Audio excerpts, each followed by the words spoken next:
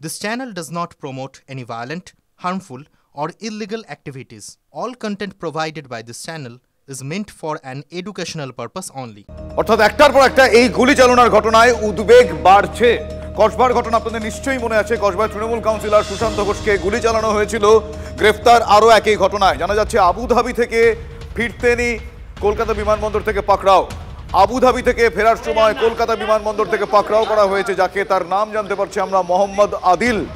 Lookout notice জারি ছিল এই মোহাম্মদ আদিলের বিরুদ্ধে। সুশান্ত ঘোষকে গুলি চালনার ঘটনায় আরও একজনকে গ্রেফতার করলো পুলিশ। মোহাম্মদ আদিল তার নাম।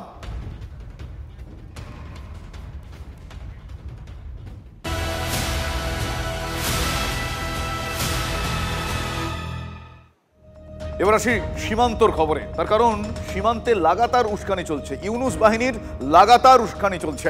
ভারত বাংলাদেশ সীমান্তে এখনো টানটান টেনশন আমরা বলবো। তার কারণ বিজিবি বর্ডার গার্ড বাংলাদেশের সক্রিয় মদতে জঙ্গি অনুপ্রবেশ, এই অভিযোগ অস্বীকার করা যায় না। আজ সকালে বাংলাদেশ থেকে 6 জঙ্গি ঢুকেছে বলে জানতে পারা যাচ্ছে। এমনটাই দাবি মালদার সুখদেবপুরের বাসিন্দাদের। বিএসএফ গ্রামবাসীদের তাড়া খেয়ে সেই জঙ্গিরা পালিয়ে গিয়েছে খবর আমরা পাচ্ছি। সীমান্তে মাটি কেটে বাংকার বানাচ্ছে বিজিবি। সুখদেবপুরের সীমান্তে অজস্র সদ্য খোঁড়া মাটির ঢিবি দেখতে পাওয়া যাচ্ছে। অনুপ্রবেশের জন্যই সুড়ঙ্গ খোঁড়া হয়েছে বলে অভিযোগ গ্রামবাসীদের। বিএসএফ বিজিবি ফ্ল্যাগ মিটিংয়েও সুরাহা মেলেনি এখনো পর্যন্ত। আমি দাঁড়িয়ে আছি সুখদেবপুর উচ্চ বিদ্যালয়ে। এই বিদ্যালয়ের ছাদ থেকে এমনকি খোলা জানলা থেকেও দেখা যায় ভারত বাংলাদেশ সীমান্ত। আর সেই সীমান্ত যেখানে কোনো কাঁটাতার নেই, প্রায় 1.5 কিলোমিটার এলাকা কোনো কাঁটাতার নেই। খুব স্বাভাবিকভাবেই এই স্কুলের ছাত্রছাত্রী থেকে শুরু করে শিক্ষক শিক্ষিকা সকলেই আতঙ্কিত। কারণ নিয়মিতই ওপার থেকে, যেহেতু ওপারে চাপাই নবাবগঞ্জ রয়েছে, সেখান থেকে অনুপ্রবেশকারীরা এখানে চলে আসে এবং টার্গেট করে এই স্কুলটাকে। এবং ইতিমধ্যেই গ্রামবাসীরা অভিযোগ করছেন 6 জন বাংলাদেশি তারা এই স্কুলেই ঢোকার চেষ্টা করেছিল। গ্রামবাসীরা তাড়া করে, বিএসএফ তাড়া করে, তাদেরকে কোনো ক্রমে ভাগিয়ে দেয়। গ্রামবাসীরা বিস্ফোরক অভিযোগ করছেন সেই 6 জন নাকি কোনো জঙ্গি সংগঠনের সদস্য। শুধু সেই অনুপ্রবেশকারীরাই নয়, নিয়মিতভাবেই বাংলাদেশ থেকে দুষ্কৃতীরা এপারে আসে এই স্কুলে, অথবা এই স্কুলের আশেপাশে যে সমস্ত এলাকা রয়েছে সেখানে চুরি করে, লুট করে। এখান থেকে গরু লুট করে নিয়ে যায় এবং সীমান্তের পাশে যে সমস্ত আম গাছ রয়েছে সেই আম গাছ কেটে নিয়ে চলে যাচ্ছে। ফসল তো লুট করছেই। খুব স্বাভাবিকভাবেই এই স্কুল এখন চালানো সমস্যা হয়ে দাঁড়িয়েছে গত কয়েকদিন ধরেই। ছাত্রছাত্রীরা আতঙ্কে স্কুলে যাবে কি না সেটা পর্যন্ত ভাবছে। কারণ সকলেই তো এখন ব্যস্ত যে এই গ্রাম সামলাতে, নিজেদের নিরাপত্তা ঠিক রাখতে। মালদা সুখদেবপুর থেকে ক্যামেরায় মুজিবর শেখের সঙ্গে সুব্রতোষ, টিভি9 বাংলা। আমি বলছি যে আজকে জঙ্গি 6 জন আমাদের সকালবেলা পার হয়েছে, বাংলাদেশ থেকে ইন্ডিয়া এসছে। 6 জন আজকে তাজা খবর 4টার দিকে। কিন্তু আমরা তাড়া করেছিলাম বিএসএফ এর সঙ্গে একসঙ্গে, তো ধরতে পারেনি। তো এইভাবে জঙ্গিরা যাচ্ছে, ওই জন্য আমরা তার ভাড়া করতে চাই। মানে জঙ্গি কি ঢুকিয়ে দিচ্ছে? হ্যাঁ, ঢুকিয়ে দিচ্ছে। কে? বিজেপি? বিজেপি আর ইউনিট সরকারের ওদের তরফ থেকে পুরো পাওয়ার দেওয়া আছে বিজেপিকে। হ্যাঁ, আর ওরা কি করছে? জঙ্গি ঢুকিয়ে দিচ্ছে। তারপরে 2 নম্বরের টাকা, এই 2 নম্বরের টাকা, জাল টাকা পাস করাচ্ছে আর আমাদের ভারতে ছড়িয়ে দিচ্ছে। ওরা এখানে এসে ঢুকে যাচ্ছে, লুটপাট করছে। সেই জন্য আমরা ভয়ে কুচিন স্কুল যেতে পারছি না। মানে কি লুটপাট করে? গরু যাই, গাছ কেটে নিয়ে চলে যাই। গরু তুলে নিয়ে চলে যাচ্ছে? হ্যাঁ, গাছ কেটে নিয়ে চলে যাই। আমাদের গরু নিয়ে যায়, গাছও কাটে, ও হামলাও চালায়। লুটপাট করে। বিএসএফ কে এখন অনেক সংযম দেখানো হয়েছে। এইবার যদি ভারতের ভূখণ্ডে প্রবেশ করে, সে জঙ্গি হোক, চোরাচালানকারী হোক, অবৈধ অনুপ্রবেশকারী, বিএসএফ শুড স্টার্ট শুটিং। কিছু লোককে মাটিতে না ফেললে এই চোরাচালানকারীরা আমাদের সংযমকে দুর্বলতা ভাববে। আমার মনে হয় বিএসএফ এর এবার কিছু লোককে গুলি করা উচিত যারা ভারতের ভূখণ্ডে ঢুকে পড়বে, পা দেবে। পা দেওয়ার চেষ্টা করছে নয়, পা দেওয়ার পরে শুট দেন। এই মুহূর্তে আরো একটা গুরুত্বপূর্ণ আপডেট আপনাদের দেবো। কিছু বাংলাদেশি দুষ্কৃতী এসেছিল ঠিকই, তবে প্রত্যেকেই সতর্ক আছে। স্বরাষ্ট্র মন্ত্রকের সঙ্গে নিয়মিত যোগাযোগ রাখছে বিএসএফ।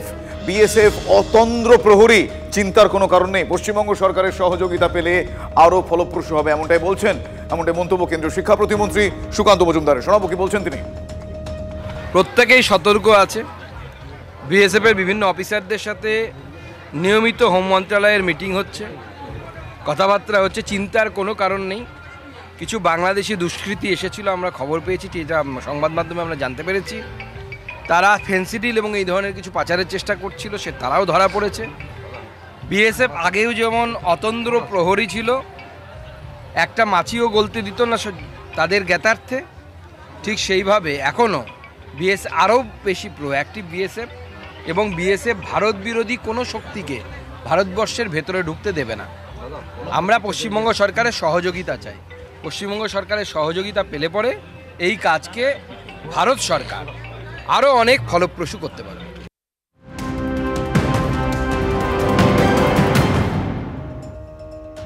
এই মুহূর্তে আরো একটা অত্যন্ত গুরুত্বপূর্ণ আপডেট আপনাদের দেব। সীমান্তে কাঁটাতার দিতে দেব না ভারতকে, এবার সরাসরি হুমকি বাংলাদেশের।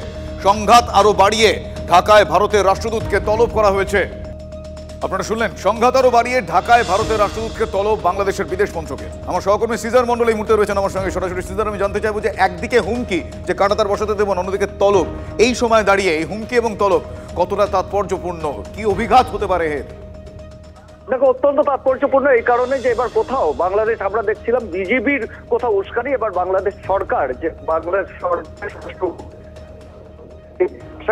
সরাসরি একটা হুমকি দিলেন যে ভারতকে কাঁটাতার দিতে দেব না, অর্থাৎ যে সমস্ত জায়গায় কাঁটাতার চেষ্টা করছে সেই সমস্ত জায়গাতেই কিন্তু বাংলাদেশের পাল্টা বাংলাদেশের বাধায় সেই কাঁটাতার কাজ বন্ধ রয়েছে এবং সেখানে একটা সংঘাতের পরিস্থিতি তৈরি হচ্ছে। ইতিমধ্যে আমরা মালদা সীমান্ত, কুচবিহার একাধিক পাচ্ছি এবং সেই সংঘাতটাকেই কার্যত আরো বাড়িয়ে দিলেন এবং ভারতীয় রাষ্ট্রদূত প্রণয় বর্মা বিদেশ মন্ত্রকের তরফ থেকে, বাংলাদেশের বিদেশ মন্ত্রকের তরফ থেকে তলব করা হয় এবং এই সীমান্ত সমস্যা নিয়ে বৈঠকের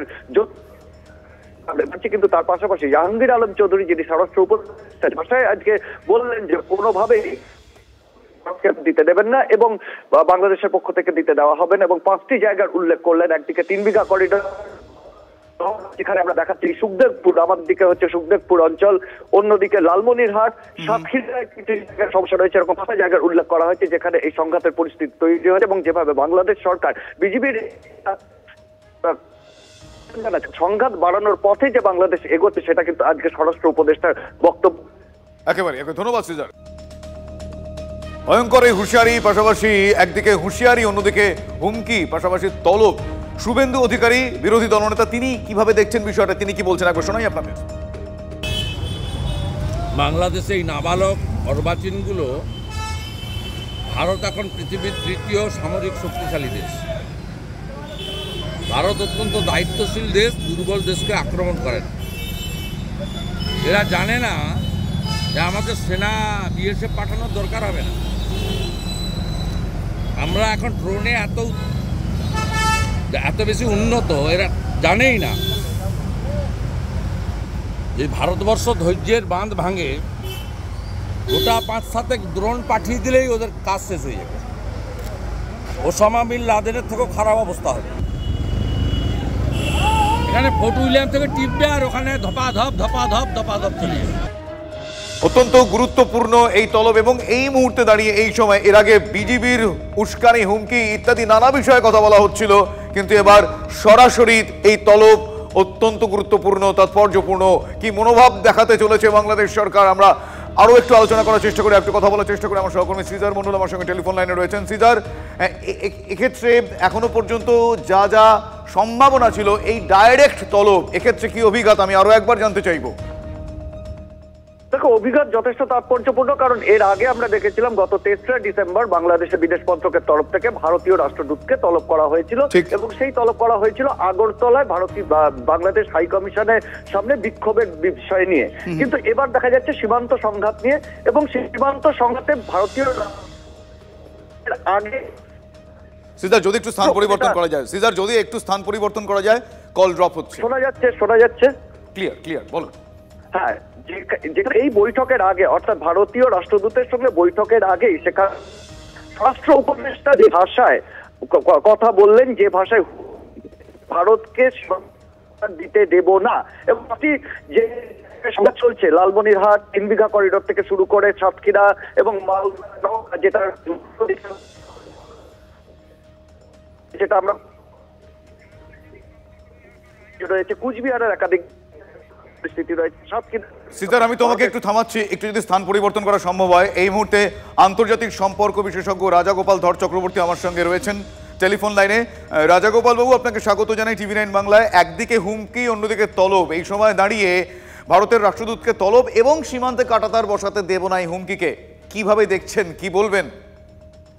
দেখুন, মানে ওদের বাংলাদেশের উস্কানি ভারতকে কি করে উত্তক্ত করা যায় সেটাই ওদের ভাবনা এখন। পররাষ্ট্র সম্পর্কে এগুলো যে কোনো দেশকে করতেই পারে, যত বড়ই ছোটই হোক আর যত বড়ই হোক। ওরা বারবার আমাদের রাষ্ট্রদূতকে ডাকছে বা আমাদের দেশে ওদের যারা ডিপ্লোম্যাটিক স্টাফ আছে তাদের রিকল করছে। আমরা কোনো রিটালিয়েটিভ অ্যাকশন, সাধারণত এগুলো করলে ওরা ডাকলে আমরাও ডাকি, কিন্তু আমরা সেটা করতে চাইছি না এই মুহূর্তে। কেন আমাদের কাছে ব্যাপারটা হাস্যস্কর, কেননা আমরা আমাদের মতন কাজ করতে চাইছি। আমাদের রাষ্ট্রদূতকে ডেকেছে, ওরা রাষ্ট্রদূত নিশ্চয়ই যাবেন। যে প্রশ্ন ওদের জানার আছে সেগুলো লোককে দেখানো, দেখো আমরা রাষ্ট্রদূতকে দেখাচ্ছি, দেখে কি বলবে, কোনটা অন্যায় করেছে, কিছু বলতে পারবে না। লোক দেখানোর জন্য ওদের লোকাল যে অডিয়েন্স তাদেরকে বলছে দেখো ভারত থেকে আমরা পিছিয়ে নেই, আমরা অনেক এগিয়ে, ওদেরকে আমরা ডাকছি, ওরা বোকার মতন আসছে, ভয় পেয়ে চলে আসছি।